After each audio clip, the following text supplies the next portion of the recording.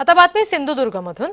घोडगे इथल्या शेतकऱ्याचा हत्तीच्या कळपानं पाठलाग केल्याची घटना घडलेली आहे।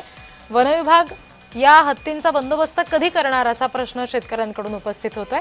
वनविभागाला या संदर्भातली जाग नेमकी केव्हा येणार असं सुद्धा स्थानिक शेतकरी विचारतात। तेलारी खोऱ्यातील दोडामार्ग तालुक्यातील घोडगे इथे गणेश हत्तीसह 6 हत्तींच्या कळपाचा सध्या अक्षरशः धुमाकूळ सुरू आहे। मोठ्या प्रमाणात काजू हंगाम सुरू आहे आणि काजू उत्पादक शेतकरी काजू काढण्यात आणि वेचण्यात काजू बागेत जातात।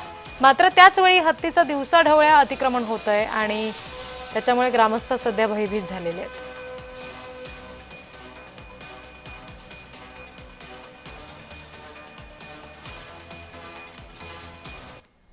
आमच्या शेतामध्ये 3:30 वाजता हत्तींचा कळप इथे आलेला होता आणि इथे कळप असताना आमच्या महिला होत्या आणि महिलांनी इथे हत्तींचा म्हणजे आवाज न येता ते धावत हत्ती आले, कधी आले ते समजलं नव्हतं।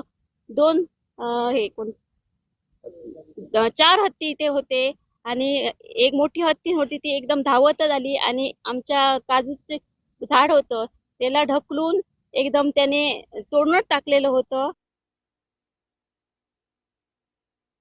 ह्या आठवड्यामध्ये एक महिला जखमी झालेली आहे आणि तिच्या समोरच हत्ती आल्यामुळे ती ज्यावेळी पळत होती त्यावेळी ती पडून त्या ठिकाणी मोठ्या प्रमाणात जखमी झाला।